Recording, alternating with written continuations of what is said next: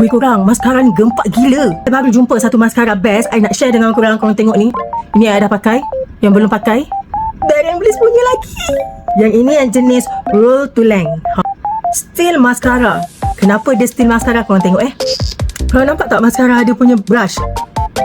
Still, dia bukan yang bulu-bulu macam yang berus tu. Yang bestnya you all tengok yang I dah pakai ni. Dia bukan je memanjangkan, tapi dia tak kelam. I show you. Ni bulu mata asal sebelum pakai. Pendek je. Yang ni pula yang I dah pakai. Korang nampak tak beza dia? I tunjuk kita buat tutorial.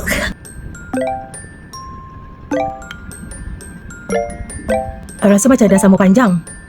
Yang best ni korang, dia waterproof dengan sweatproof. You tahu lah dekat luar tu dengan panas nanti kita berpeluh. Tahu-tahu nanti ada panda ais kat bawah. Dekat I tak suka.